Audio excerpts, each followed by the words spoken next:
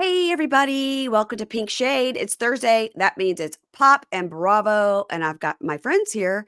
It's Pat and Ruby from Bad TV, missing Dylan, who just had a baby. Ooh. Ruby, you're an aunt. I am. It feels wonderful to be an aunt and wonderful to be here. How are you guys? Great. When are you going to get to see the little baby? I will be going home in about like a week or two. So, Pat, I will see you then, and I will get to meet little Lucy. I have a niece named Lucy, too. I hope you like her, and if you don't say anything. I like her. She's in her 20s now. So, Oh, yeah. great. Yeah. She was also fine as a child. So it's good. It's good. It's going to be fun Good. having my co-host as a father now. I think it may change the dynamic. We'll see. I think it may change his opinions on lots of things. I hope it does. I think you're right. Because Dylan can be a little harsh. Yeah, it will soften you. Definitely, fatherhood has softened me. So hopefully, it has the same effect on him. I'm so excited. The pictures you guys posted of him with the little, I was like, oh my gosh, look at Dylan being like a real dad. It's so cute. I'm so He is excited. apparently very, Cece has said, his wife has said that he's taking very naturally to it, which is lovely because we don't have a lot of newborns in our family. So I'm very proud. So I think he's doing really well. Ah, I'm so glad, guys. Well, we are here to chat about pop culture and Bravo. And what I told you guys when you're like, let us know the pop culture topics ahead of time. Well, Pat said that. Ruby said she didn't care. Um, the only pop culture topic I have is the Karen Reed trial, which is like literally on my phone right now on pause.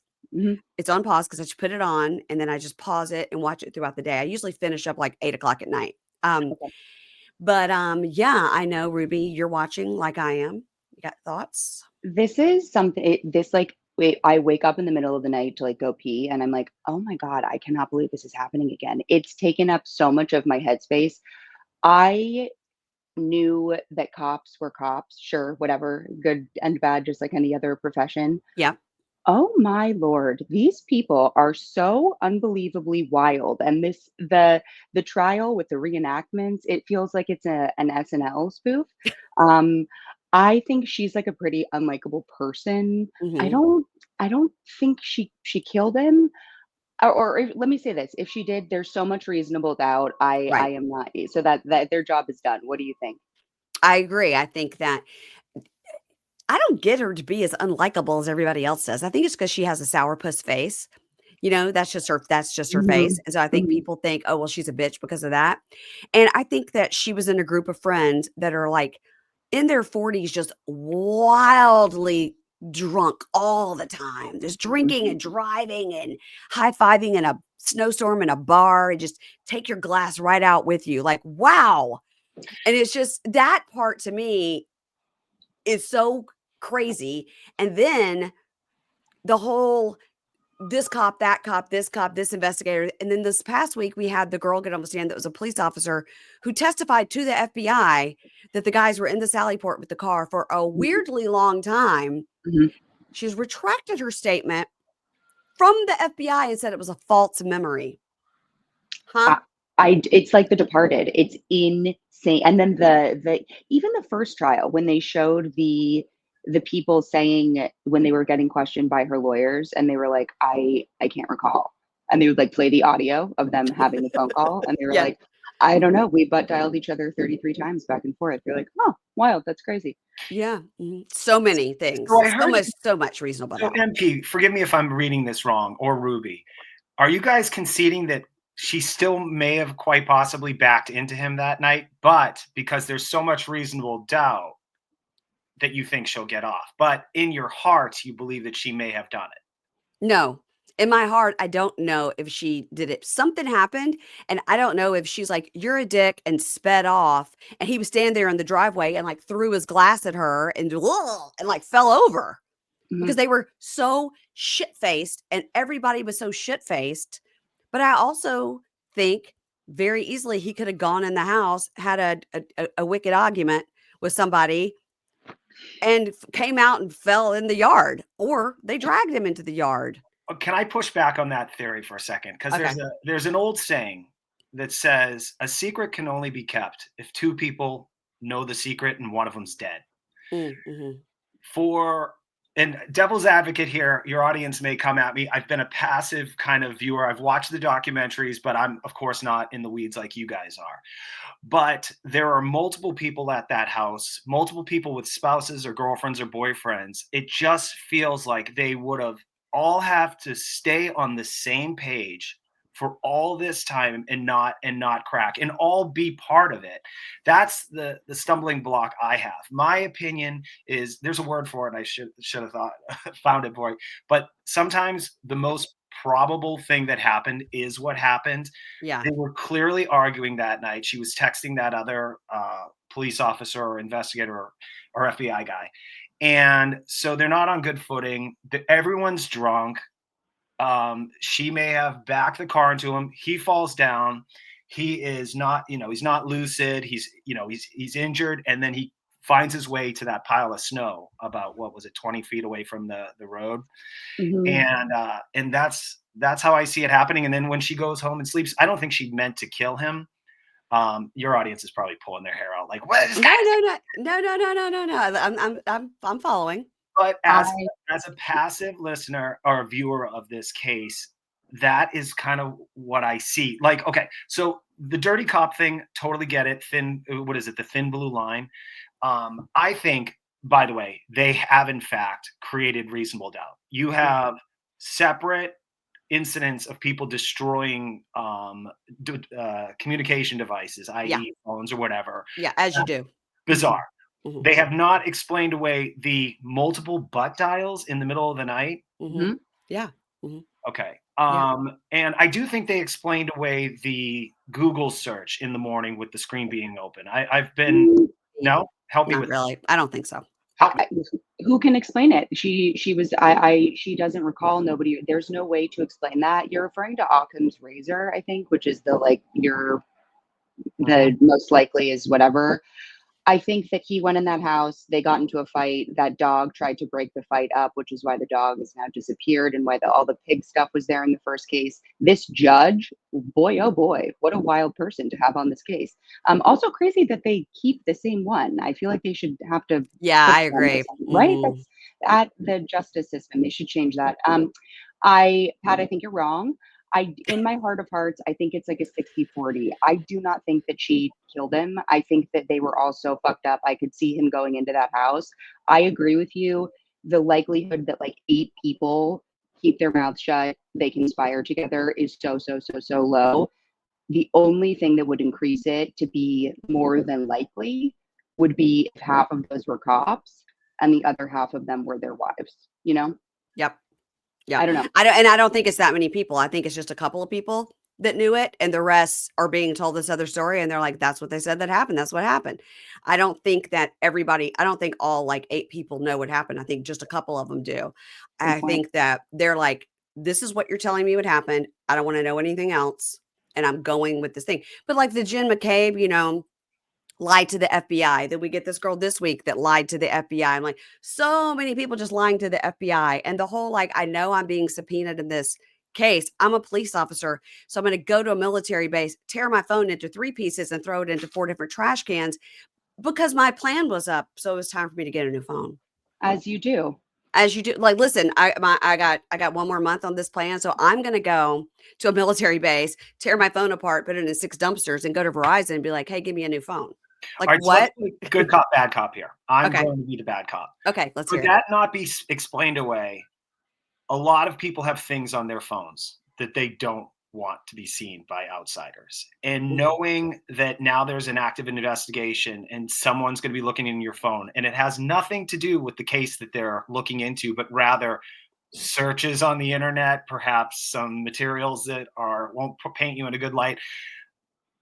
Is it possible that he destroyed his phone because there's nude pictures of his girlfriend that he has in another city? I'm just explaining away other possibilities why this person would do it. 100%. I mean, Blake Lively just did this like this week because she was like, listen, I don't want my family and this stuff being looked into and revealed. And if I go forward with this, everything is on the table. Can't risk it. I understand it. Also, though, no, I just think it's too shady. And even if you are trying to hide, like, if it was as terrible as, like, God forbid, like child pornography or something, he's a cop. Like, wipe it, or I don't know. Or like, be a better bad cop too. Like get a burner or something. This is just kind Yeah. of crazy. I have a Yeah. question for both of you. So Karen Reed, generally in cases like this, we will go back in their history, their dating history. Have they gone back to Karen Reed's dating history with past boyfriends, whatever, to see any kind of behavior of aggression? No. So that means there's not any. Yeah. Right. Yeah. Or they would have brought that up. Yeah. I think, as I watch it every day and I'm just like, wow. Like, when they brought up the DNA a couple of days ago and they were like, immediate, we're going to call for a mistrial with prejudice because the DNA has not been entered into evidence and they just entered it in and blah, blah, blah, blah, blah. MP, you're referring to the dog DNA. Yes. They brought in the dog DNA, but it hadn't been entered into evidence, which means they're not allowed to bring it up. But then the prosecution brought it up cross on the defense witness, and they were like immediate mistrial, but mistrial with prejudice, which means it can't be tried again because, like Emily D. Baker said, she goes, they don't want a mistrial because then they got to do it a fucking third time. Well, actually, no, you don't. Just be like, there's so much reasonable doubt here that. But listen, my fear is that she is going to get convicted and then it's just going to be on appeals for the next 20 years. And then she'll get out and then the state of Massachusetts will have to pay her like $40 million. I mean, just like the guy died. It's terrible. It was a drunken accident. No matter what, did somebody hit him because they were drunk? Did he get mad and slip in the snow and throw his drink at the car because he was drunk? Did she back her car? And also there's not any way that other witness came on and said that the car went 24 miles per hour backwards for 87 feet. Oh, that's crazy. 87 feet would have literally hit the house behind them. Like, so they're like, okay, probably because the timestamp is off. That was when they backed it up to go in the truck. Oh, no. This was that night. And they're like, seems like it was the wrong day. I mean, it's like, it's crazy. There's so much reasonable doubt. I think there's plenty of reasonable doubt. I mean, the second cops process evidence improperly. The second there's shenanigans like destroying devices, like that's your reasonable doubt. The question is, does she get found not guilty? Here's my theory on this. I think it's going to be another hung jury. And I think this is where the prosecution and defense are going to sit down in a room and they're going to work something out. And and I feel bad for people that aren't guilty that get pushed into these corners where, look, we're the government, we're the state, we have endless resources to retry you over and over until we get our final result. And, as popular as she is, and I understand she, her lawyers are working on contingency or whatever, but or not contingency, but they at some point can break you to the point where you'll go, I'll do involuntary manslaughter. And it'll be, 6 months in jail, and then she can come out and have her life, and then she'll always have her, believers or whatnot. I think that is the more likely outcome. I hope not. Yeah, I really hope not, because I do not think that's what she deserves. I do think, Pat, though, that in a town that small, a jury of 12 people, that it's not even that you're scared necessarily that they're going to kill you or anything, but it's like your kid doesn't get on little league teams anymore. I think it's, it's that type of community stuff that makes people scared, to convict or not convict her, and that's the reason I think you might be right about the hung jury. But I just hope, I don't know, just leave her alone. What if we just put this to bed, say it was a horrible accident, absolute tragedy, stop drinking and driving, you nut jobs, and let's just go to sleep and not do this again. Now, Ruby, I'm going to push back against you on that, and feel free to be the judge, MP. Okay, If all right. the roles were reversed and it was him in that car and it was her out in the snow bleeding, and we don't know, everything is exactly the same. She was the cop. He was just the boyfriend that was an instructor at a college. Do we just say, hey, let her off? I mean, that's how the system works. Yeah, I think it's the same. If it's a man that if he may bumped her or didn't, or she went in the house and had a fight with the lady and came out and fell in the snow, you still can't prove the person driving the car hit the other person. The end. And they have all these people coming on going, Yeah, it's not consistent with an accident. It's not consistent that the car even had an accident. There's no collision noted in the car. The wounds aren't consistent with being hit. It's like the whole point we're trying here is that she hit him with her car and killed him, but they can't even prove that he was killed by a car. Right. No, You the know? reasonable doubt is absolutely here. Whether or not 12 people agree on that is I guess, is the question. Um, yeah. You know, quick story about, I don't even know why I'm bringing this up, but I'm from Massachusetts and they Mhm. are pretty lenient on in the justice system. I have a kid I went to high school with that was a good friend. We split apart because he did some questionable stuff in high school. Like, I just didn't want to be part of it anymore. 20 years later, I get a call from one of our mutual friends, and he stabbed his girlfriend to death in the shower. Walked out on the sidewalk. The police were coming because neighbors heard it. He basically just said, "I killed her." Whoa. Oh my God. So we're all kind of talking about it. He does 9 years for that brutal killing. He reaches out to me on Facebook to be my friend and block, block, block, and it did it to multiple people because we knew the girl too. And Oh, sorry for bringing this up. I was kind of just initially when I had thought I might bring this up, it was kind of to do with the justice system in Massachusetts and them being very lenient, which I would have connected to. Even if she did kill the guy, I think it's unlikely that she'd serve even more than 2 years. But anyway, but it just, and to be a little bit more morbid, that's absolutely horrible, Pat. I'm gonna breeze right over it. Um, I don't think that she will make it out of jail if she goes to jail because she's a quote unquote like cop killer, you know? So I don't Mm. know that she comes out, which is another reason why I'm like, whoa, if she didn't do this, she really shouldn't be in there, you know? well, here's Seems like the people in jail would like a cop killer. another. Would the guards not kill her? Do guards like cops or do guards hate cops? I have a couple high school Uh, buddies that are guards. I think they all get along.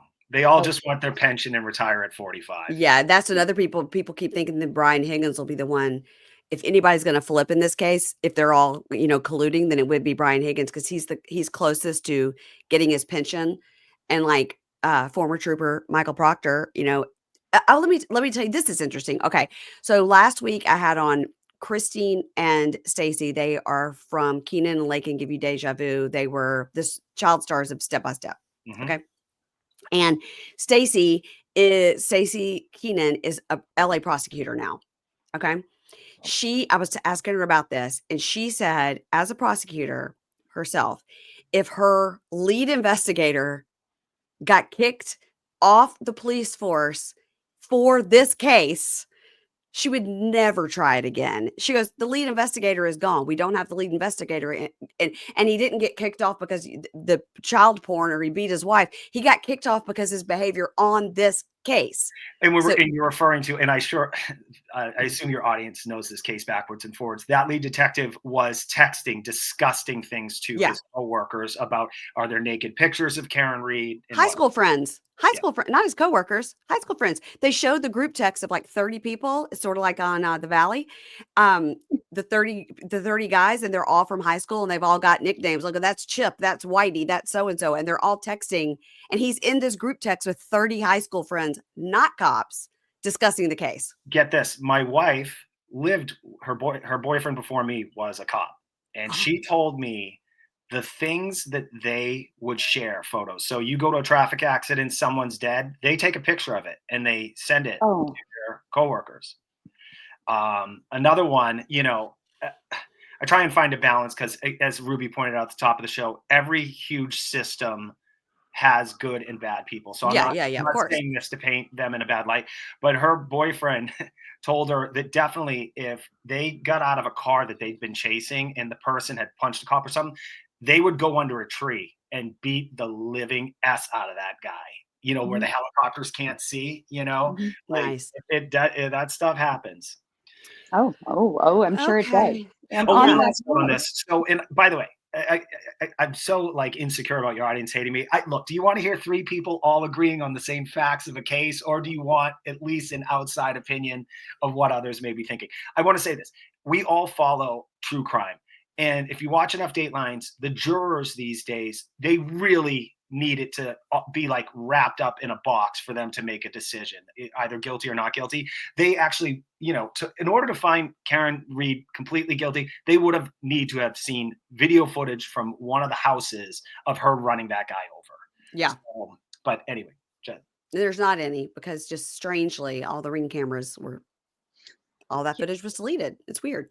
It's so weird. It's so weird. It's just all the cops on that street, just all their Ring video, it's all gone. I posted a great video of myself yesterday from my Ring camera. If anybody wants to see me chasing after my dogs, they were nicely sitting on the front, the front sidewalk, just nicely. And we were just enjoying the 70-degree weather, just sitting outside, no humidity, lovely. I was listening to a podcast. They like to just go outside and stare. So we're just staring. And we live at the top of a hill on a cul-de-sac. So nobody, never had a trick-or-treater ever. Nobody comes up. Except for yesterday, a couple walking their dog nicely decided for some reason to come up a hill to a cul-de-sac to walk their dog. And when they did, they got my 2 mini golden doodles, 17 and 22 pounds respectively, just went full fucking Cujo. They ran up my walk into the street. I was like, oh my God. Now I'm sitting there like in Birkenstocks and like pajama bottoms, probably in this same shirt.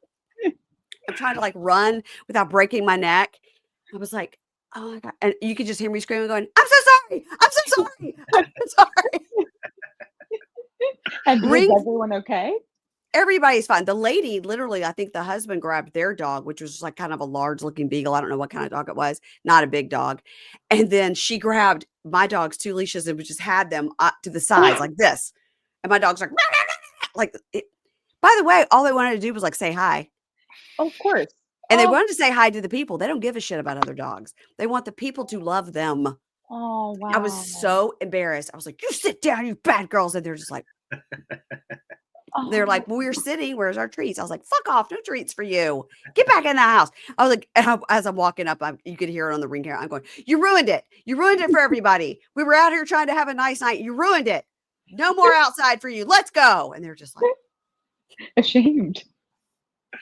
Yeah. I'm waiting for my daughter to see. I sent the video like in our family group chat. I'm ready for her to just read me for filth. Like, you should have never not had hold of their leashes. Blah, blah, blah. I was like, they're just sitting there. They're just like to look. They like every so often they might bark at a bird, but that's it. But no more fun for them. They ruined it for everybody. So Ring cameras, it's easy to find it. I just found it on my phone, downloaded it, sent it to my family. It took like 4 seconds. So everybody else. Not like everybody in that neighborhood. No, everybody in that neighborhood said, nope, we wipe it every morning clean. Also, when dogs, they just disappear in the middle of the night. Yeah. Has that not been explained away at all? No. Nope. They can't track that dog down. The dog left that night. The dog left that night. That night. They never saw the dog again after that night. When she went in the next morning to wake up her sister to be like, hey, there's a dead cop on your lawn, which by the way, they never noticed. Dog's not there. Front door wide open, dog is gone. Look, there's more reasonable doubt than the Colombian cartel colluded with Faye Resnick. I'll tell you that right now. So he got oh my God. So before we got on here, I went to send Pat a text because I had the wrong link, whatever. So I went to send Pat a text. Pat, the last text on our group, just me and you, not a group, me and you, was you telling me the story about when you worked at a recording studio and saw Snoop Dogg engaged in acts with young ladies like on a conference table. Pool table. Pool table. Okay, that's better. Yeah. He'd switched over to No Limit Records at that time because there was a lot of problems with Death Row. They weren't paying bills. So we switched labels. So under a new label, he was in the studio making a record for them. And look, working in that studio, which ended up being almost completely, I wanted to be in the rock business. I wanted to like take part of being in a recording studio where like great albums like Led Zeppelin records. Yeah. And the studio, because of the type of soundboard they had, it attracted hip hop because that worked for that type of soundscape that they were creating. So we had 2 recording studios in the building, and it just essentially, when I first got there, it was Death Row Records. They would buy the place out for a month and it would just turn into recording / party spot. And I started as a food runner. So basically my job was just to be a gopher for the artists and the talent. And I saw crazy stuff. All the characters, P. Diddy, Oh, I think I originally asked you about Diddy, and you're like, no, but I do have a Snoop Dogg story. Oh yeah, yeah. No, I just because I don't know if you watched that reality show. Can I get into can Snoop Dogg sue me for saying things? Do I have to say allegedly before everything? I think you should say allegedly, but you could say this is what I saw with my own eyes, but What I saw. allegedly this is what happened. Yeah, Yeah.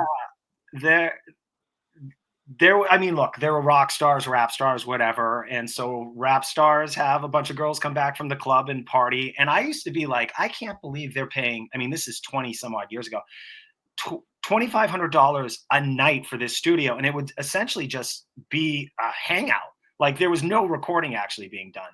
But very early on, and I got to talk to Suge Knight because he would call to talk to Snoop and I'd patch him into the studio. And I remember it was his secretary goes, Suge for Snoop. And I go, oh, okay, hold on. And I put him on hold, switch over to the room, and I could hear Suge Knight breathing. Because he's such a big, menacing guy. And I'm like, oh my God. And so they had a sound engineer, this white dude, and which was odd because he was the only white person allowed in that circle. And when we'd have lunch or whatever, it'd be the middle of the night, he'd start telling stories about how like Suge allegedly he like would be at a party and Suge would order two guys to get choked out and strangled to death and then make them disappear. And he was telling me stories allegedly 25 years ago. Yeah, I mean Suge's in jail, so yeah. Yeah. Just at everyone else. Nice, by the way. What's he in jail for? I can't remember. During the filming, or there was an event for Boys in the Hood for the film. And he showed up there, and there were some guys outside, and there was a squabble. Suge Knight attempts to drive off and actually runs over a guy and kills him. I love that you just called it a squabble. Yeah. These two gentlemen had a squabble in the street. One slapped the other with a glove, and then somebody died. Yes. Yeah. Oh, Patrick, that's fascinating. It's fascinating, allegedly. It was an entertaining time. I mean, I remember when Snoop Dogg, I was such a square. That's an old timey phrase for saying I was lame. Snoop Dogg, basically at the height of his career, he's smoking a joint in the middle of our kitchen. I walked by him and he handed it to me. And I said, no, I'm good. Wow. You missed an opportunity. I did.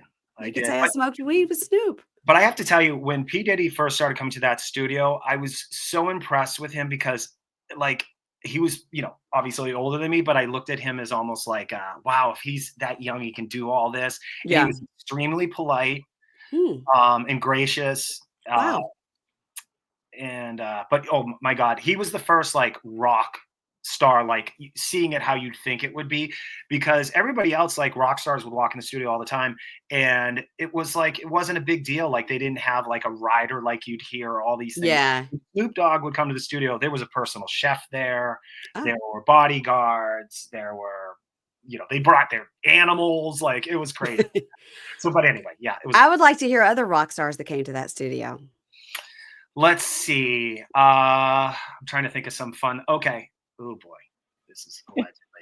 Okay. Allegedly. Stacey Ferguson, Fergalicious. She was in a group called, oh God, they were recording their album there. Black Eyed Peas. Well, she joined them after Wild Orchid. Okay. And she was a wild child, Fergalicious. Stacey Ferguson is her I do believe she's admitted to a meth problem. That was evident during that time period because she does a video, and if like your audience, she did that song Glamorous. Yeah. In the video, she drives a white Mustang in that music video. Okay. And it's like she's reminiscing about the past. I used to walk into the studio like at 9 a.m, and I'd walk past that white Mustang and it would have a new like dent in the side of it. Oh my God. Was she just wild? Was she actually wild and crazy inside, or did you just see very disciplined inside, but a wild child. She was having fun with her fame. She was just knocking people over like Karen Reed. That's right. No, that's terrible. Okay, let's talk about what you guys are watching and what you're covering over there. Like, I know that you're covering all the Below Deck situation. Yep, Below Deck is our number one show. Below Deck is you got another Below Deck podcast, and then also you talk about Summer House. I know it's a detriment against me, but I don't watch Summer House. I totally get it. I would probably just passively watch it if we weren't covering it and had listeners that really wanted us to cover it. I mean, Seinfeld was always dubbed a show about nothing. Summer House is really a show about nothing. Yeah. Really, Okay. But like, It- do you think in your 40s you're still in a share house? You know what I mean? No, we don't. And more concerning than that is that there are people in their 40s in said share house that want to do things like put their life savings into a New York City brick and mortar sober bar with no alcohol. And also become, and then this is not a joke, by the way, a DJ. And so Wait, same person wants to do both things? thank God, no, different Oh, okay, people. okay, okay. But is it better that there are two people that are in their 40s that want it? No, it's not. These people, I would say the best part about Summer House is what it gives you in the universe of Bravo, like the tentacles that it touches, because these people are just wackadoo and make such poor life decisions, and date such bad people, that watching them in the real world and then getting to sort of see them on the show is kind of the best part. But I agree with Pat. It's not worth an active watch, I would say, especially not this last season. Okay. Yeah, and it's you kind of see a pivot with Bravo, and let me know if you guys disagree with this, where they are trying to do outreach to younger, right? Mm. So, I mean, if you go to BravoCon, it's the average age is 45 and a half there. I mean, Mhm. you've been there, right, MP? Oh, So yeah. they clearly have a very loyal audience, but you need to always bring in younger, newer viewers to look at your content. So clearly, the Next Gen NYC is a play on that. With Summer House, how I'm bringing this home is they try and bring in like people in their early 20s to hang out with these people in their early 40s, and it is right. Exactly. It's like when they brought Gina on to Real Housewives of Mhm. OC, and Vicky Gunvalson's like, I'm 60 years old. This girl's like 30. Like, what do I have in common with her? Like, she's got Yep. kids, my grandkids. It's like, who cares? And you're like, great point. Like, like I am a lady of a certain age, and I'm not hanging out with, look, my daughter is here right now with two of her friends. They're 22. I don't want anything to do with that. No, No, I'm too old. I, No. some, I was partying. My wife and I were partying right until I hit 40, and something happened after that. Like, Yeah. there's no staying up till 2 a.m. No. drinking anymore, especially. Mm-mm. But No. Summer House has kind of boxed himself in because a number of cast members are now getting to that point where they need to make a decision if they're going to have children or not, right? Mhm. And that's kind of like, does the show really work? I mean, are they going to Summer House, getting blasted, and bringing their kids every weekend? Right. Well, it's just same as like Vanderpump Into the Valley. You Mhm. do have to sort of recast it, and what Summer House should have been doing. If I'm speaking from a person who's never watched a full episode, what they should have been doing is bringing in the youngers and then phasing out the olders. To kind of roll it over. Mhm. It should be like Menudo. They should bring in a new cast every 4 years. Just like bring in the younger people, just out with the old, like they tried to do with New York. It didn't work. All right. Speaking of Next Gen NYC, I told you guys to watch it, and then I didn't watch it. I watched the first 10 minutes. I watched the first 10 minutes like 6 times because I had it on, and then I would like go in the bathroom, brush my teeth, and I'd come back out. Oh, did I miss something? Okay. So all I saw was Ariana, who of course is Kim Zolciak's daughter, who I saw her say, um, my mom is Kim Zolciak Bierman. Are we saying Bierman this week? I don't know. My dad's an NFL player. I had to get the fuck out of there. They're getting a divorce for 4 years. They hate each other. They call the cops, and yet they're together. Basically, and she's walking around New York City with a couple of dogs, which I'm like, oh, that'll be fun for your roommates if you walk in with 2 dogs. And then I saw Brooks Marks, like, my mom is Meredith Marks, and I'm in the Marks family, and that's a full-time job. And my mom, I want to be on a cover of a magazine without her. That's all I saw. So I didn't see these other people. Patrick, you watched the whole thing. Give us the breakdown. I did. Okay. Okay.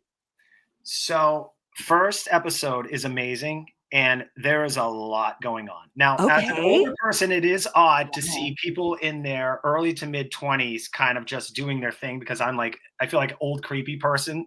Yeah. But there is an essence of nostalgia, because at some point I was in my early 20s, Mhm. moved out to Los Angeles, and it wasn't that dissimilar from these same things that these young people are talking about. They're all aspiring to kind of step out and make their own way. And Yeah. I'll say this. It's an interesting cast. They're not all children of reality people. I can say that. One of the girls is Damon Dash's daughter. She's a Okay. model, really pretty. And then Ariana is Croy's daughter, right? Croy Mhm. and Kim's daughter. Yeah. Okay, Mhm. so she's the one that really lays it out in this first episode. At some point, she points out that her what are these? What was the Cardi B thing? These bloody shoes. Red bottoms? Yes, her red bottoms aren't red anymore because they're tattered because she hasn't been able to buy new shoes in a while. And Oh, that's because of her because mom gambling away all the money? stole her money. The Wow. mom stole her money.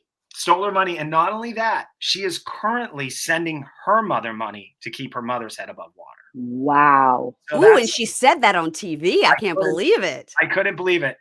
And then there's so there's another character on there. I wrote this down. What is his name? Charlie. Okay. Charlie, I forget how they fit him into this brew, but he is a um uh, uh, uh crypto trader by day. He's basically a trust fund kid. His parents give him money and then he trades with it. He is going to be like, I don't know if you've seen him in the previews or if you know who I'm referring to. He Mhm. is going to be, I think, the villain. There's if you cast like a sketchy guy in a movie or a 20-year-old, he'd be that person. And then I heard from another podcast that quite possibly he had been involved in some kind of Yeah. thing. Yes. Have you Ruby seen and I him? are like, yes, he lives in the apartment where those two crypto bros like kidnapped and tortured the other crypto bro and then threw him out on the street. That guy Charlie lives with those guys, right, Ruby? Mhm. He is, like, frequently there. He would go there all the time. He would, like, party there. It's his Yeah. house, I think. I think he lives I there. think I don't know if he lives there in one of the adjacent ones I genuinely don't know, but he's quite involved. I believe he will be subpoenaed, and, Yeah. yeah, not the best company, I don't think. They all just are a bunch of, like, rich kids, and the best part about this too is, and this is my favorite, these guys kidnapped this Italian kid, kept him for however long, tortured him, did all this stuff. They were so bad at doing that, he never gave up the password, and then he escaped. So it's unbelievable. I Yeah. love it so much, and I hope that these kids go to jail for forever, and it's incredible. Yeah. And I hope they get tortured in prison, like whatever they Me did. too. So this Or guy, okay, Charlie. Okay. so what I was going to say about the first episode is you can see the money on the screen. Like Bravo put their heart Mhm. into this. Like there are Oh. so many things going on. Like, these two are going on a date. These people are doing a fashion show. The first episode is always easiest as a longtime observer of reality TV because it's part of the pilot. It was what sold the show. Yeah. So Okay. it's always going to have the most gloss over it. So I will say this: the jury's still out whether or not this is something that becomes part of my regular viewing. Like because once these young people have to start interacting with each other and do their job, which is essentially create storylines for us, that's going to be like we'll see if they can pull that off. Okay, well, I can't wait. I did record it so that I could watch it today, even though I told you guys to watch it and then I didn't. Poor Pat's like, I stayed up all night watching this shit and you didn't even watch it. I actually enjoyed it once it started getting going. I really did. Okay, and then also was Candy's daughter on? Oh yeah, Riley? she has a crazy scene at the end where I cannot think of this girl's name. Her name's Georgia. I don't know where she comes from, but she's kind of like a nerdy girl, but she is like a party or an event coordinator. Uh-huh. She did the who's the I can't stand her because she's famous for stealing money. Who is that one they've made like 18 shows about that stole money and then spent it? It took a wild trip and they've made a movie. She wears an ankle bracelet on Anna Dancing. Delvey? Okay, she was the one put in charge to throw an Anna Delvey just got out of jail party, which was a huge like Yes. social thing. Yeah. She put on that party anyway. For whatever reason, she sees Ariana's shoes at the club and sees how tattered they are, and she rubs her bottom of her shoe with her hand. The rest of the cast are completely disgusted, and now they've made her the weirdo. So when she goes to say goodbye to Candy Burris's daughter, who is Riley, Riley. Riley refuses to shake her hand. because she's got disgusting New York City schmuggle on her hand. That's Yeah. right. And so that's how the episode ends. But fun episode. I mean, there's a lot of people on this show. You just named a lot of people. Oh yeah, it feels like there was at least 8. I will say this, and my wife pointed this out. I think there's only one straight male but it's grabbing a little slice of New York. Yeah, And yeah. you want the drama of some hookups and stuff. But yeah, it's really fun cast. Okay. Yeah. All right. Patrick recommends it. Do you, Now, can I just ask, Pat, do you think it has legs? Like, do you think that these people, like this cast specifically, has enough in a seat in them for a whole season? Well, they did something smart, and MP just pointed it out. They loaded the show with cast members. I don't like small casts. I don't like 5 people. I mean, the genius of Matt Sharp and Love After Lockup and God, why I used to recap it. Day. I'm sure you do. Yeah, Yeah, is multiple cast members on a single got it. episode. You just bounce around, right? It yeah, keeps yeah, Yeah. Okay. yeah. Well, cheers. I will be watching it. Yeah. But the only thing so far that I've seen is Ariana Bierman with her dogs, the Brooks Marks photo shoots, and the Charlie showing up, and Meredith Marks is in a blonde wig and tries to pretend that she's someone else. And then he's like, I know who you are. And now this is just like very weird and uncomfortable. So I'm excited. Is Meredith on pills? What's going on Yes. with Meredith? If she's Details, yeah, not nice. allegedly on pills, she Yeah. is, I would like to do whatever she's doing. She's just real zen all the time. She's real chill. Okay. Let's talk about Love Hotel. Are you guys loving Love Hotel? Yes. Yes. Yes. Me too. Okay, this is a show I watch, but for me, it's more like it falls. Remember when the Kardashians were on E and they just run the episodes all day long on a Saturday, and you do your housekeeping? Yeah. This show is that for me because it doesn't really have stakes, and there is no way any of these high-profile women are leaving this place for a real relationship with any of these people. I personally, if I was a producer, I'm always trying to fix shows. I would have welcomed and cast males from the Bravo universe from the past 20 years. You got some of those handsome Top Chef guys. Every woman loves a guy who can cook. Bring them on here because I feel like that could have mixed it up a little bit more in a real way. That's a good idea. That's a good idea. It's sort of like with 90 Day Hunt for Love, where they've got some 90-day people and then some singles.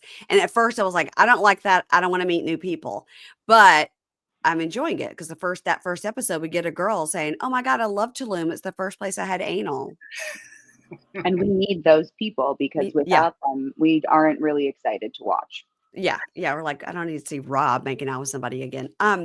So Shannon, okay. So Shannon, of course, always a train wreck that we can't look away from. She, of course, immediately picked the ugliest, grossest guy. And she said Earl gives her comfort. Now she's picked him over and over.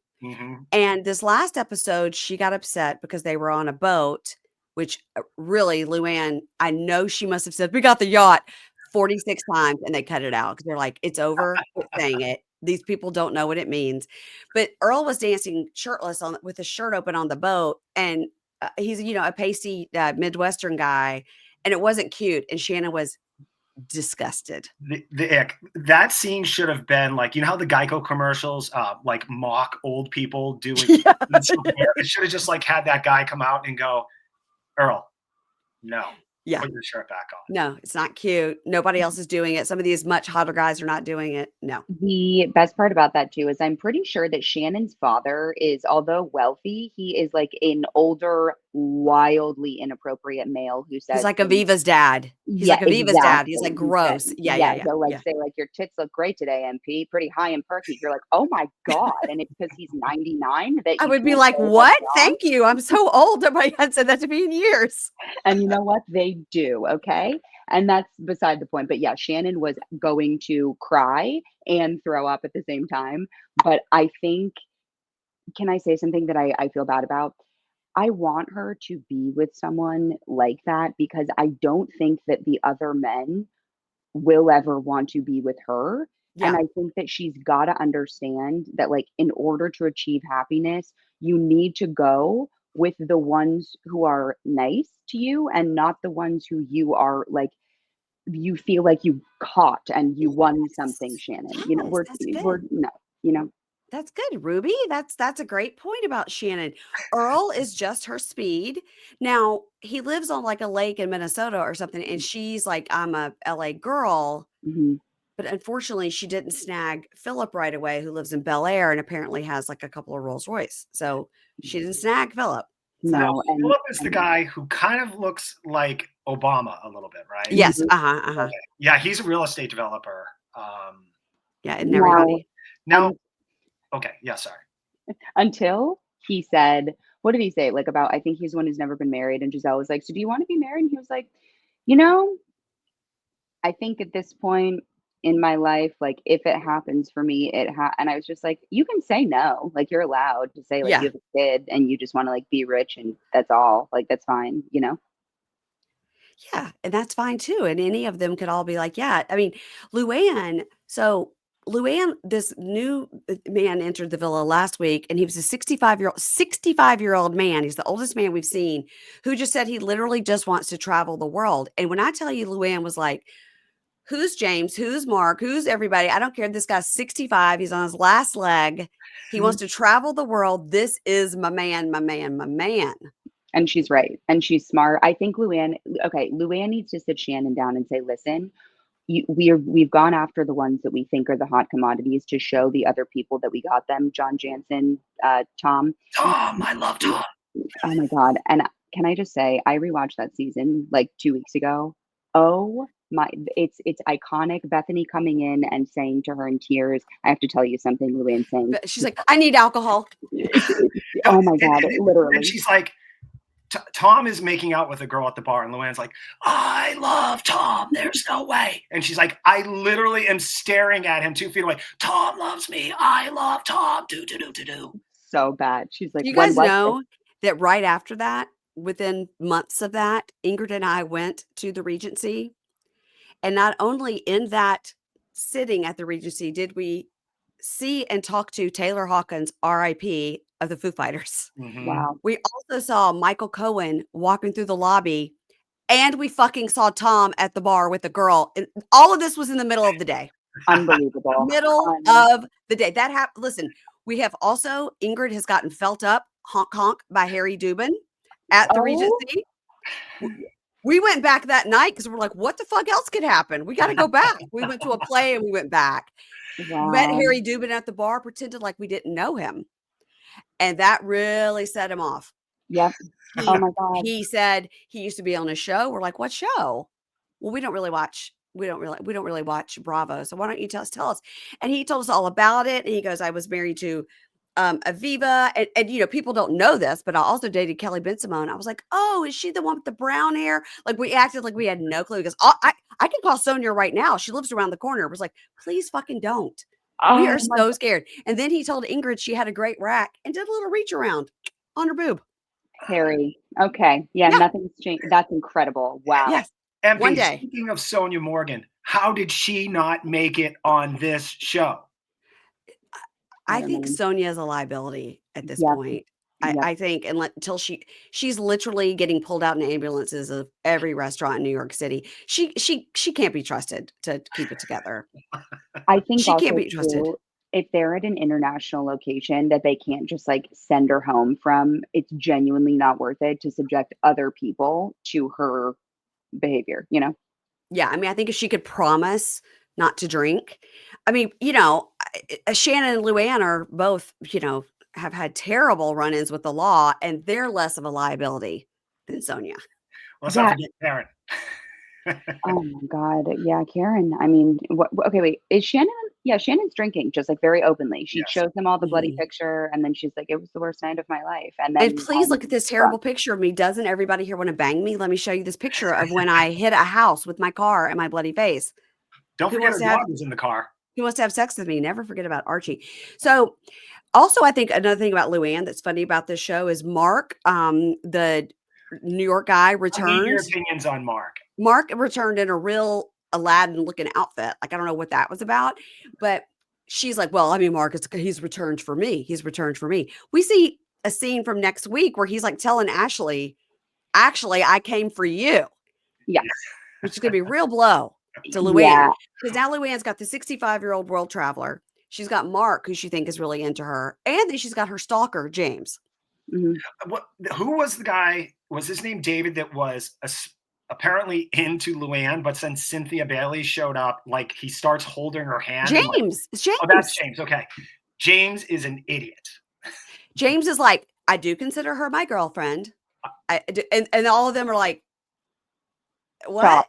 You need to Stop. go for a walk, and you need to go away from here for the day and then come back when you're collected your thoughts, because this is wild. He was so weird. And also the Luann kind of like freaking out, being like, stop it. Now you're being no. Now I'm no. Now I was like, whoa, okay. Okay, Okay, this here's is the weird. scoop. So Kate, our friend, Kate Casey, told me. So this guy James is from the OC. Okay. Her intel from the OC is this guy is a complete loser with no job. Yeah. Oh my God. That's why he's an entrepreneur. Okay, be careful. So the chirons are the labels. Generally, they'll use it as a chiron for what these people, and this is just in general, any reality TV show. Whenever you see entrepreneur, be very suspect. That has a very wide spectrum of How what about that means. consultant? Yes, that and Consultant. Also, think about this. If you are, and I know these men are of a certain age and maybe they have a certain place in financially, and they can do this. How many people can leave their job or business for 6 weeks to film a reality TV show? Right. When you are that, which we have to keep in mind, like if you're doing it and you're in your 20s, you're going to come back even if you've been there for a day or for the entire time. You're going to be making tens of thousands of dollars per Instagram post. You guys are not doing that. Earl is not making any money on Instagram. So yeah, Bless Earl. He doesn't even have Instagram, I bet. I hope he doesn't. Let's say that. Unless you are the Bel Air guy, who I do believe has real money, because Yeah. he's just like developed a bunch of stuff, properties. He has his cars, he has his properties, he likes nice wine. I don't know that a lot of these other people have, like, I think people might be stressed about still having to like pay for the last 3 years of college for their kids. And I don't know that any of these women are going to be okay with that. Least of all Shannon. I do know that Mark, who came back, is legit because I had Megan Weaver on several weeks ago and the show had just started and we were talking about it. And she said, well, Mark, I recognized when he came on the screen. I go, how? I was like, he looks like the Marlboro man or something. Like he's very good Right. looking. I I think mean, he maybe looks a like little Heineken sun. guy, the world's Yeah, it's most like, yes, he's a little sunburned for me. He's a little, Mhm. but she said Megan recognized it because Megan is an interior designer. She's followed him for years because of his real estate development in New York City. She's like, no, he's a legit, building designer in New York City. So she knew who he was from that. Wow. Mm. So So that's why actually, he, Luann, but the mm, 65-year-old guy also said this week that he really likes that he doesn't have to be in the same city with his girl all the time. Like he has these 3 houses, they bounce around, and Luann's like, well, I like that, darling, because I like to fuck other men on the side. So it works out. Oh, I like pirates. that,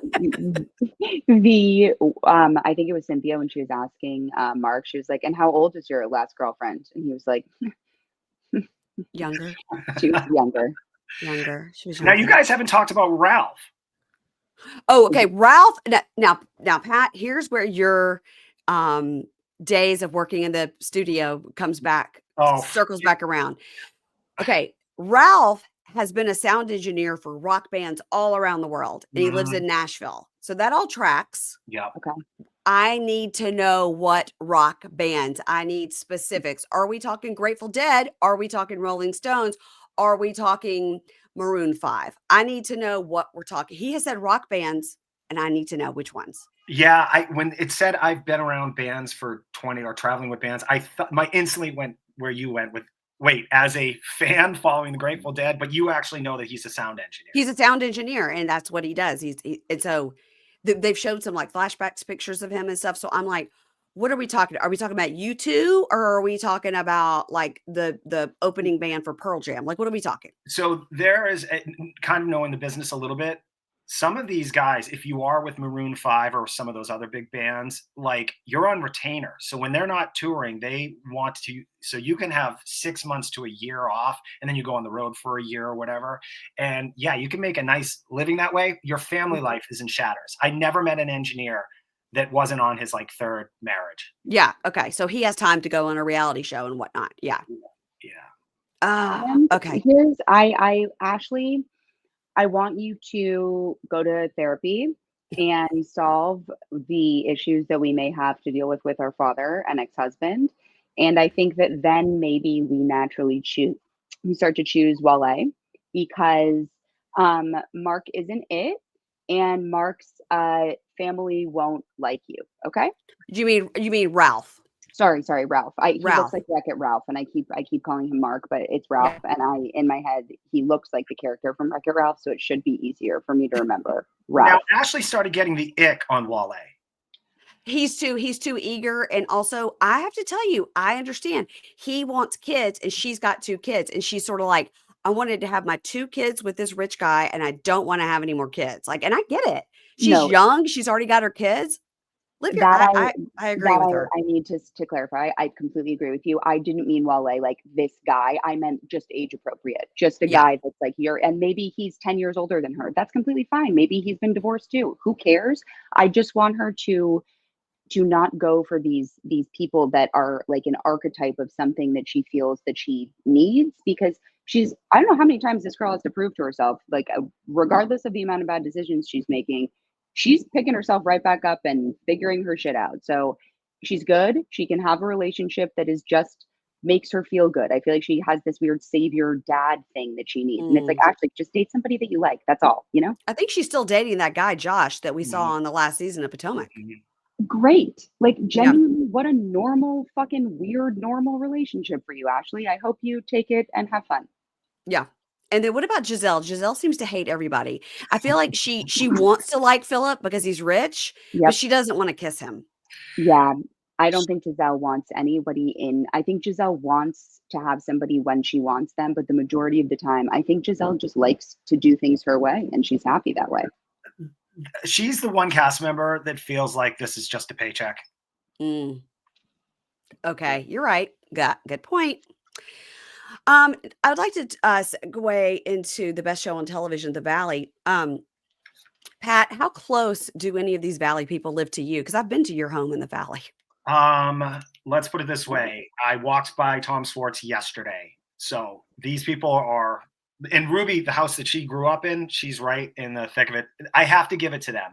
Unlike the Real Housewives of Beverly Hills, where everybody lives in Encino, Yeah, right. people actually live in the Valley, and every B-roll shot you see of a sign or a street is in the Valley. They're not like playing games where they're shooting out in, Beverly Hills or down by the beach. I mean, they do that for scenes, but everything's shot in the Valley. So they're staying true to it. And I'm so happy to hear that you said you like this show, because we love it too. But the show is, as I assume you've heard, has low ratings. No, I didn't know that. Oh, it's on the chopping block. They're trying to cancel it, and people are No. saying lowest ratings, nobody wants to watch it, and if people are watching it, they think it's bad and depressing, and nobody cares. Nobody I've talked to thinks that. I mean, people do think it's depressing, but it's real life. Exactly. It's amazing. Case in point, MP, if the Valley was doing well, they would not have moved the premiere of Gen X in its spot. You're like shuffling times for viewers. I know people most don't view it real time and they record it, but yeah, I want the show to stay. I think Alec Baskin has already come out and said we've already renewed it. We're not recasting, because the fun part is the actual regular people, that are living their lives in the Valley, and they're not living in these crazy houses. I mean, the houses are still $1 million, but it's very relatable to me, especially with the kid aspect. Yes, it totally is. And so this week we had the whole back and forth about Jason takes his ring off and they solved it. And then Janet brings it back up, because what we find out is maybe Janet's mom is also a shit stirrer, because Janet's mom was like, wait, you shouldn't take that sitting down. You should bring it back up. Yeah. Here's what I will say. The storylines are very thin this season. It's hard to have a second season that beats the first season. I mean, the first season had no less than 3 marriages implode before our eyes. Right. Yeah. I mean, that's just gold. You're not going to get that again. I think the show is kind of finding itself. I do want to say, we had like a 2-episode arc of what a drunk Danny is. Mhm. And now we've moved on to this ring thing. Those are kind of ridiculous storylines. I think, and I don't think Lala and Sheena and Brock coming back are the solution to help these things. Sheena has essentially become like background. Like, I don't think she's had to, like, her muscles are dull. Like, she hasn't had to like do heavy lifting as far as being a reality TV star in years. So she just kind of hovers in the background, and I can't stand Brock. He's my least favorite person on reality TV. Look, he's got Really? 2 kids in 2 different countries, and he blames the mother why he can't see them. Like, Listen, I have not heard that. I have not Brock say he blames the mother. I've heard him take full blame for what he did, and I've heard him say, "We've been to Australia a couple of times and given them the option to see me, and it's on their own time. And they have a great mother, they have a great stepfather, and if they don't want to see me, okay, maybe they'll come back around." That's what I've heard. Now, he has taken full blame, and he has finally paid all his back child support. So that's good. listen. I didn't need to hear about Sheena's hemorrhoids from him sticking it in her butt. I didn't need to hear that. At all. MP, I'm going to push back a little bit just based on what we do know that I think we can agree upon. Children should not be the ones making the decision whether dad is in their life. A dad should push himself and really show them how much he's trying and not stop. Yeah. Because the kids will reflect on that and they'll go, my dad did not stop even when we were, pushing back, but we were young and we didn't know. And thank God he kept pushing because now we have a relationship. The fact that he flies over to this country, finds himself on a reality show. Well, he's got 2 separate kids in different countries. I don't think that makes him a good person. Now, I think, Pat, we can hold space for 2 truths at the same time, but I do think that it is worth noting. And I think that their mom kind of sounds like she's making a good decision-ish by just keeping, like, the kids sound like they're happy and she doesn't want to disrupt shit. So to each their own. That being said, sorry to interrupt. I have daddy issues. Secondly, he has 2 moms, 2 separate kids with 2 separate women, not 1. No, I thought it was 1 woman and 2 kids. Really? I think they're in different countries. Okay, I could be wrong. No, I think it's the Australian woman has 2 kids. I believe that's the case. And again, I could be wrong, but either way, and this is similar to Brittany and and Pat and I have talked about this, MP. You know who Jax Taylor is. You saw it time again, time again, time again, and then you saw it 44 more times again. Then you got married and it just continued. Then you chose to have a kid. And so it's like, at what point do we say, like, our frontal lobe was developed, everyone's over 25, like, where, like, Sheena chose to fucking have a kid with him. You're like, oh, damn. All right, cool. That was a choice. And I think he seems to be doing a really good job with Summer Moon. They seem to be a very cute little family. I think Jax Taylor is going to be, Pat and Dylan and I said, like, if he goes to jail somehow and just stays there for forever, that will be the best thing that happens for Brittany because she just needs him gone. He's going to be so problematic. And I feel so bad for that kid as well, because he's going to grow up and be like, whoa, that was my dad. That's crazy. This is cool. Okay. Jax is going to marry some other young girl in the next 10 years and have 3 very small children and never speak to Brittany and Cruz again. I'm sorry. I need to take 45 minutes alone in a room to say what that thought, and then I will come back. Okay. Oh my God. Don't you think? He'll marry some young, stupid model, have a few kids, and never speak to Brittany and Cruz again. Never pay $1 for that stupid farmhouse that we know is a farmhouse because it says farmhouse all over it. No, he'll ditch them completely. Ruby's so upset. Right. I think you could be so right. I'm so upset. I'm so mad. So we saw, this is the crazy part about Jax. Like, has it just been that lifestyle? Because it doesn't seem like this is his upbringing. When you see his sister in this episode, well-adjusted, thoughtful, and you have to ask yourself, where does Jax come from? Is it just all the years of drug use and manipulating people? And then he just became this kind of empty soul. Every single thing he says is a lie. I mean, we understand that he had this like huge freedom tattoo across his back because he was in the military, never was in the military. He did this and he graduated from this college, never went to one day at college. Like, literally, he just like left high school, went to Miami, became a fuckboy, became a model. Now, the modeling is true. We've actually seen the evidence of that. Met some other people and was told he was very good looking. And for some people, when you're told you're very good looking over and over and over, and then you believe your own hype and then just think you can do anything, just lies about everything. And the fact that he still has like Schwartz and Sandoval to some extent and Jesse being friends with him when they know, and even Jason, they know every word that comes out of his mouth is a lie. And that's kind of fun. That's kind of fun to have that fun friend that's just like okay, well, he's fucking lying, but he's fun at the bar. Yeah. It's not fun.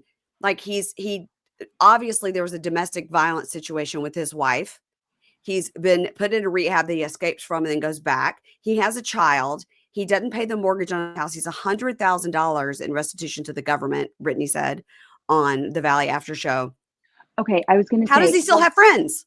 One, how does he still have friends? Two, I don't know, Pat, if you watch the after show, but their podcast, he keeps this going that he says, our podcast, first of all, okay, and you guys know numbers, you guys have done podcasting for a long time.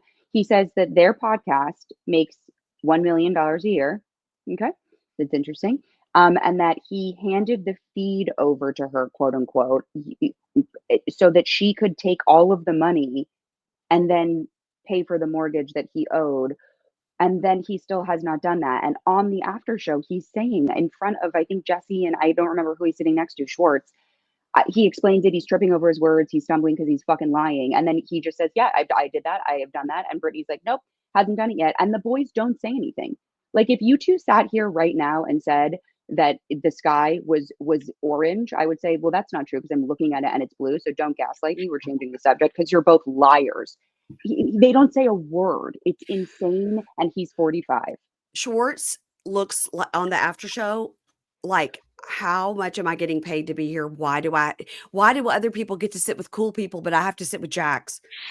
Like, why can't I hang out with Jason? I don't want to be with Jax and Jesse. I mean, Schwartz is like, why am I with Jax and Jesse? He's a shelter dog. Yeah. No matter what they say, Schwartz just looks off to the side and they'll ask and he'll go, well, yeah, man, that's not true.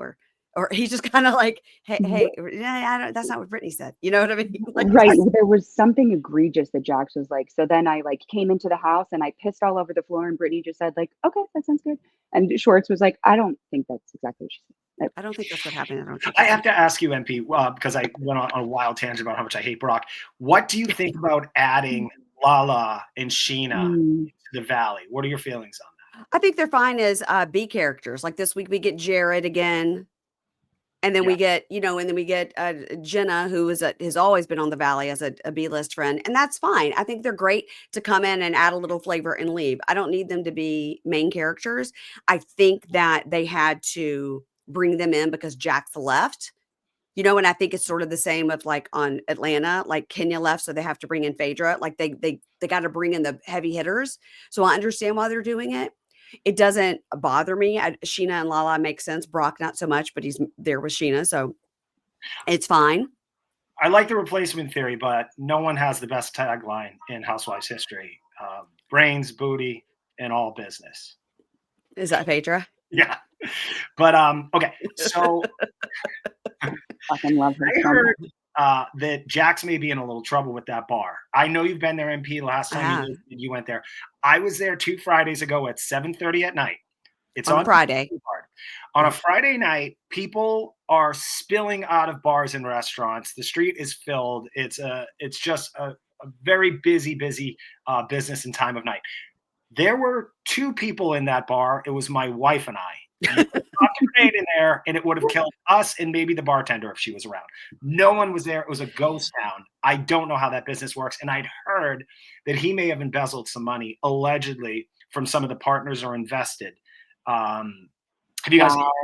Sometimes these things, and it's like fake. I haven't heard that, but the fact that her wedding rings were missing this week I was like, oh, he snorted those right up his nose. They're in my safe. Okay, just a quick cue. Top of your head, Jax. Where's your safe? Yeah. You are a pathological fucking liar and you are addicted to cocaine. That's all.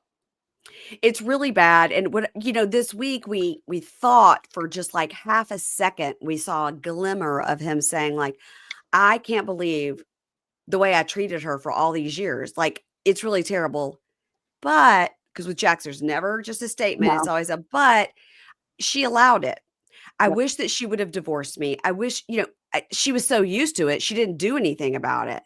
Like, there you go. You can't just say, I treated her terribly. I was a terrible husband for all these years. But she also didn't stop me. So that's where she's the bitch. Also, she fucked my best friend. No, she didn't. It's not your best friend. Every single person on the show has said, Julian is not your best friend. We've never even seen this guy. Yeah. He's Well, not. we He saw him was. for a He's just. He second at just. a party in Hollywood last season. Yeah. He's just a friend that got on the 30-man group. Oh, he's on the group text, so he must be my best friend. They're all like, He's no. And by the way, Lala, if you watch the after show, Lala said she used to fuck him. yeah. Yeah.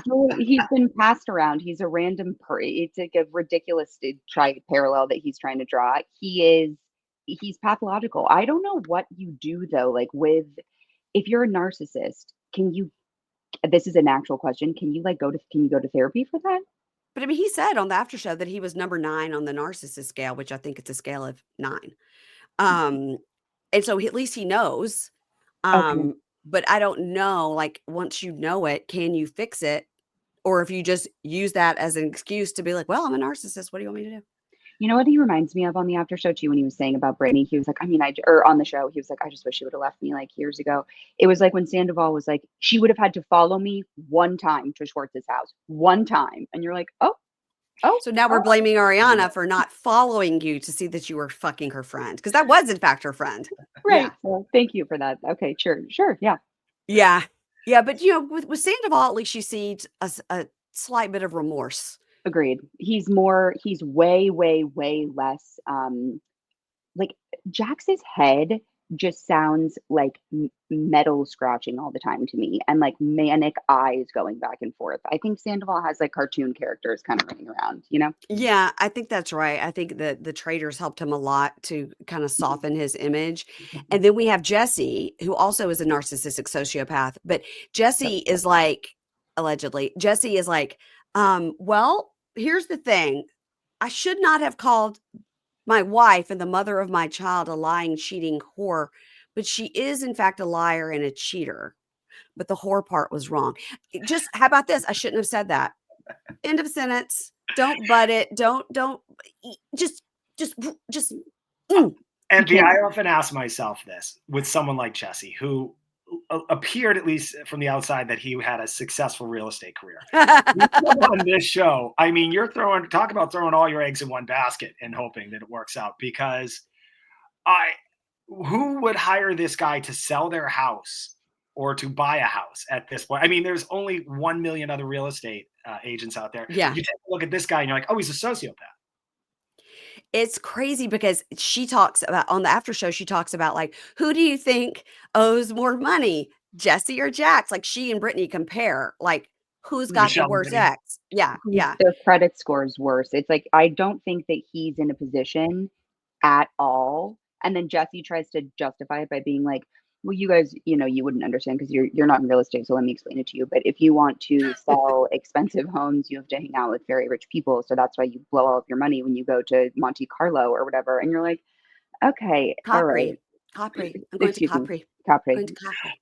I have to ask both of you, because all right. So these shows on Bravo, relationships, it's one of the tropes is they can't withstand a reality TV show, a couple. Okay. And look, Andy's asked this at BravoCon. He'll go, hey, who's going to get divorced next? Whose marriage implodes first, Janet and Jason's or Danny and Nia's?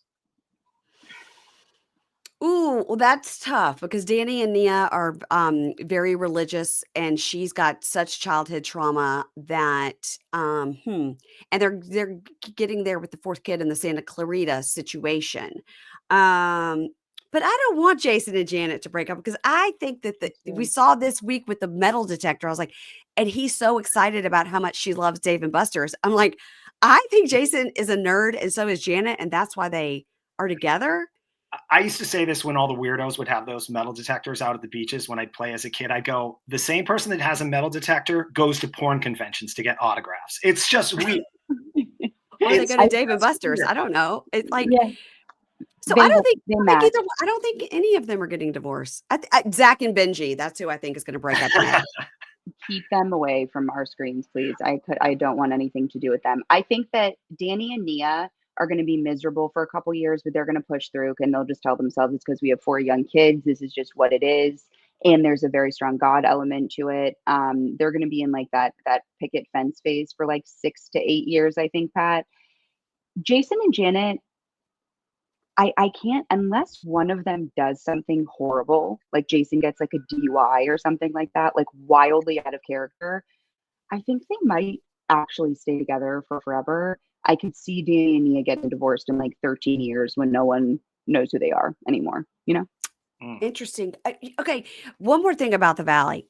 Okay. This week, Zach again said something terrible when the cameras weren't around. So we know that he said something terrible about Janet. And on Sheena's podcast, I haven't heard it. This is just hearsay. Sheena said, oh, he definitely said about Janet, like, oh my God, I hope her baby dies. Like, I mean, he did say something terrible. Okay. It wasn't just I don't care. It wasn't that. It was something terrible when the cameras were off. Okay. So cameras go down. He decides to say something terrible about their buddy Jared. Now, we played a game on our recap of the Valley where we played, what did Zach say about Jared? Now, these are two gay guys that obviously hate each other. What did he say? So we were coming up with, okay, he obviously said, like, I hope somebody fucks him up the ass with a chainsaw. Like, he said something terrible. But then we remembered that last season on the Valley, they went to a whole big like black tie event for the fundraising event that Jared's a part of, because he's he's an organ recipient or from an organ donor, right?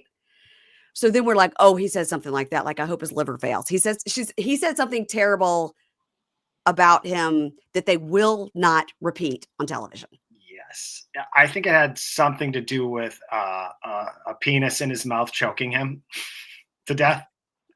But that's not, because she was like, you could just tell somebody to fuck off. It doesn't have to be that bad. So we're like, it was as bad as I hope your baby dies. It was like, I hope your organ fails. I mean, something like, or like, I feel like it would probably have more of a fun gay flair. Like it would be like, I hope he gets like, seriously, like that he gets like fucked up the ass so hard that they break his new liver or something like that. Like I could see him saying something like that.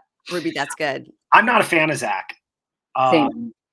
Yeah, I think he's a pretty negative person and very needy. And you could see in this episode just how much his relationship with Brittany is how he identifies with himself in the world, or at least Los Angeles. Well, yeah. He came there for her. Like she was like, I got to move in with this guy, Jax. Will you come with me? And he goes, okay. And he moved to LA with her as the friend.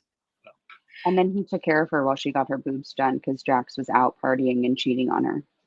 But those were the boobs he picked, and it was a wrong decision. Let's just all say it. Quickly before we end, we're all watching Real Housewives of Atlanta. People aren't really loving it. I'm so happy Phaedra's back. I don't know what to do with myself. Me too. And again, I can understand there were wrongdoings in the past. I want to watch her exist in space. She's unbelievable TV. She's somehow beautiful. She's reverse aging. Yes. I love her. Pat? I'm glad Kenya's gone. She's despicable. As far as reality TV, we've seen people do a lot of horrible things. That one, I think, may have got her where she won't even be for a season of Villains. Like that's just that bad. It was just bad. So I'm happy that I didn't understand that that's how Phaedra got cast to kind of fill that space. I was like, oh, Phaedra's back. That's my guess, by the way. I don't have any insider knowledge. No, it makes total sense. My favorite storyline is definitely Drew attempting to be a music artist with Dennis. And I love Dennis because someone who can sell hot dogs and be a music producer, that he's got range. Talent. It's talent. And let's see. Yes, Drew is also a very despicable person, and her husband is the one that lives in the basement, right? Yeah, correct. Yeah. Mm-hmm. I'd say that's my favorite storyline. I will say about Drew, there are a lot of careers you can start in your 40s. Being a Mouseketeer and a pop singer is not one of them, so I always laugh at that. But anyway, I'm enjoying the season. I love Portia. Shamia's great. She's great. She's great as main character energy. She's great. I wonder where, like, I wanted her on my screen for the last however many years. I love her. I think she's wonderful. She's shady. She stirs the pot. She's not afraid. And her husband is so rich. I love it. I love her money on the screen. It's amazing. And I like her a lot. So rich. Now, Angela Oakley, Pat, you'll like this. When the first episode came out, I was watching it because I was, taking notes, and I paused it, and my husband walked through the room and goes, "Is that Charles Oakley?" And I go, "Huh? What? I don't know. This is housewife. It's Angela." He goes, that's Charles Oakley. He's an NBA player. I go, what? He goes, no, like he played with Jordan. Like he's a very Yeah. famous basketball player. I go, oh, I don't know. He's married to this lady who's on Real Housewives of Atlanta. And he's like, what the fuck? I mean, he was so upset that somebody that famous in the basketball world was on TV as like the husband of this. He goes, I don't even know. I'm so upset. Like he left the room. I go, well, let's just see. He's cooking in the kitchen. He goes, no. Well, He's like, no. Never let him watch VH1 because there's an actual series called Basketball Wives. He'll lose his mind. Well, he was very upset about somebody as esteemed as Charles Oakley. You know, of course, Oh, yeah. I was like, do you mean Charles Barkley? He's like, quit talking. I was like, Dynamic though, because it seems like they may just be one of those relationships where it's like, yeah, we don't really show affection for each other anymore. And it's just, you know. I think they have a great relationship because she has said like, yeah, he did this. He acted a fool. There was rumors about him. I left him for a while. We got back together. You know, I just sort of like that. She's like, we're elders. Yeah. We've been through some shit as old people that are married, you know? Mhm. I also think she looks at the other women who are very catty in their new half marriage, half nots. And she's just like, when you get to be here in the public eye like I was, we can talk. Okay. You little kittens. I'm not interested in it. He is the most unbothered person I think I've ever seen on TV. Yeah. And I appreciate it immensely every time he's there. Okay. Also, I wanted to ask you about her house flipping business is not going well. It's not. Oh, Every week we see a new house that's like she's trying to flip. We're like, So she girl. has multiple properties. I think I've heard her say that she's $20 million in debt right now. I think it was two. Two. Okay. Okay. The good news is if you own those properties, I guess you're paying mortgages, and maybe she meant she's borrowing money to just basically keep up the payments, and I could see where you get there. But if she means $2 million because the houses haven't sold and that's how much she's invested, that's not really losing the money. It's she needs a better contractor. Like all these houses, you're like, why have you priced this house at $3 million? Even in the middle of Los Angeles, with a pool, you wouldn't pay $3 million for that house. It's a piece of shit, you know.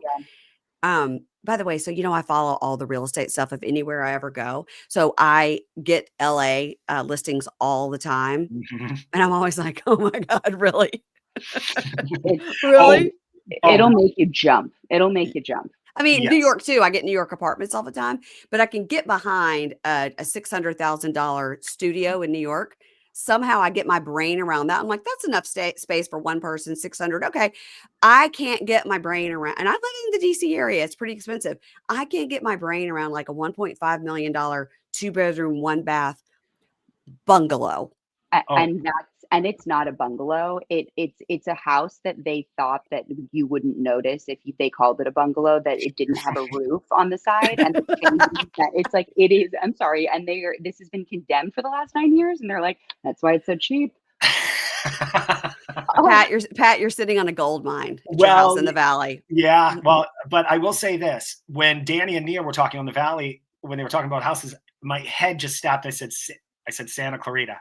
That is where all the young couples are going, because it is there's a freeway that connects Santa Clarita to Los Angeles that no one drives on. So you're technically 20 minutes away from Los Angeles, and it's basically just beautiful rolling hills of new developments. So, you know, you can buy a house for 700, 3-bedroom, 2-bath house. I'm sorry, I didn't know this isn't a real estate show, but in Santa Clarita, it's probably a nice neighborhood.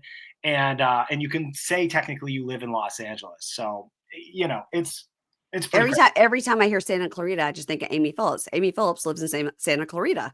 Oh, so I was like, "Are you going to be neighbors?" She was like, "I don't know. I'm going to start walking around looking for them." I wasn't sure if you're going to wrap it up, but I did have a way to bring this home from the Karen. Okay. Reed. So, we're bringing it back to Karen. Wow, well done. That's well done. Let's do it. That's broadcasting. So, one of the shows that I'm really looking forward to that Bravo said is in either they finished filming or it's coming out is The Real Housewives of Rhode Island or Providence. Okay. Have you heard of that, MP? Mm-hmm. Yeah. So you may know this. You're on the East Coast.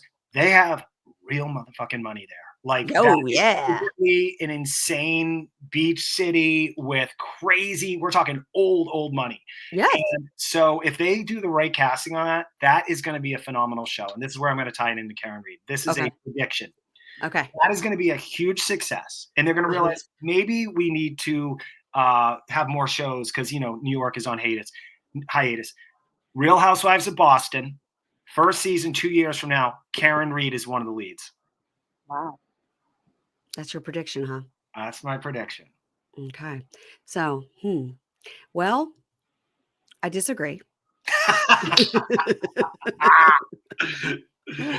Yeah. But she definitely will be on Dancing with the Stars. 100%. And she should be. She deserves that. She deserves to get that mirror ball trophy and the $1,000 an episode they give her. Yeah, I mean, yeah, it'll be interesting. Karen Reed, I mean, she is like a PhD professor and she goes back to teaching. And people are like, is that the lady that maybe got drunk and killed her boyfriend and had a colostomy bag? Like, we know a lot about our teacher.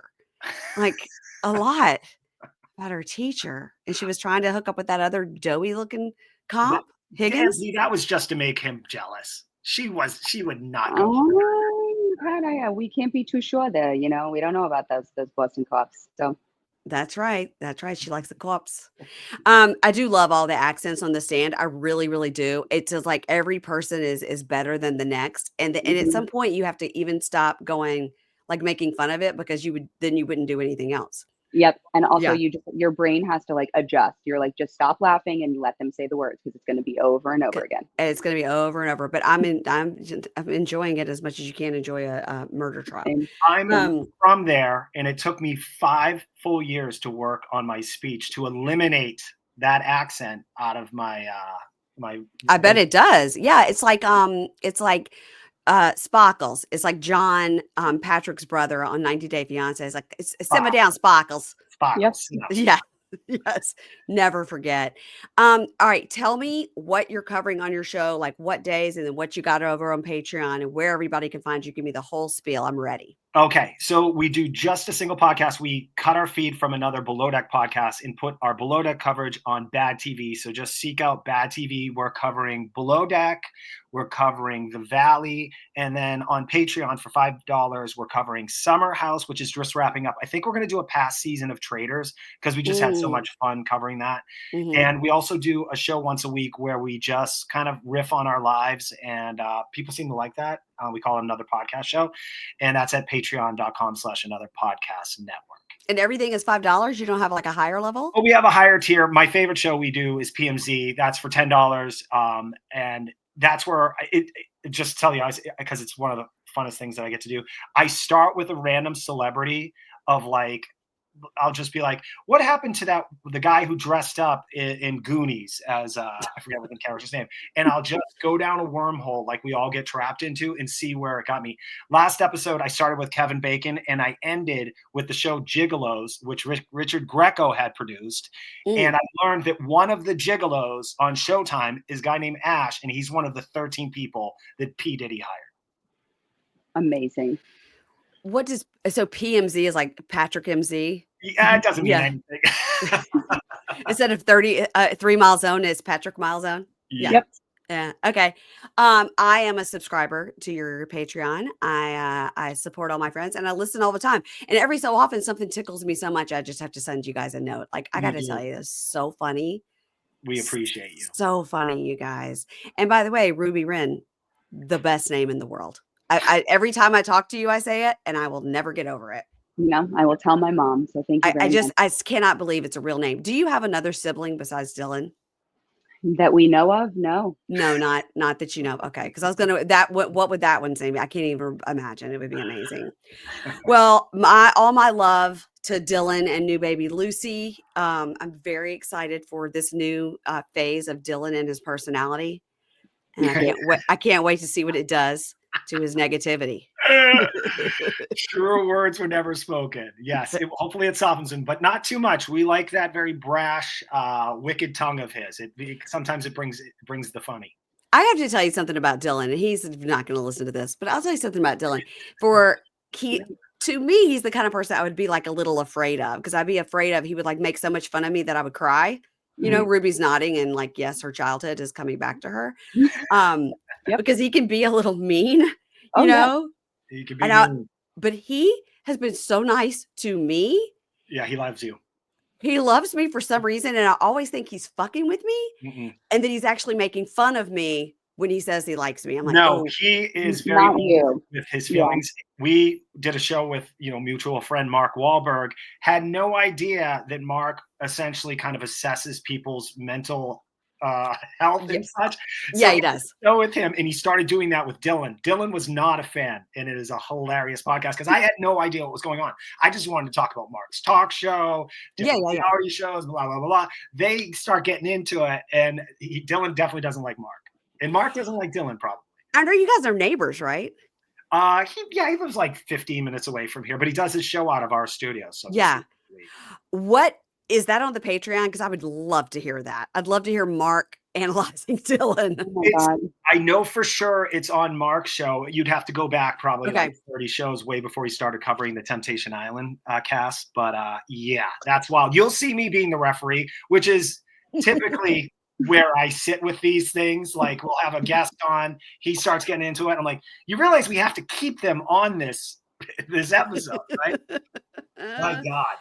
Well, good luck to Dylan and little baby Lucy and his wife. I know it's a fun time, and congratulations to Ruby for being the aunt, Thank you very much. and Patrick for being the referee. MP, we're gonna have you come on, and you can do whatever show you want. You're watching Below Deck, right? Nope. You're not. Okay.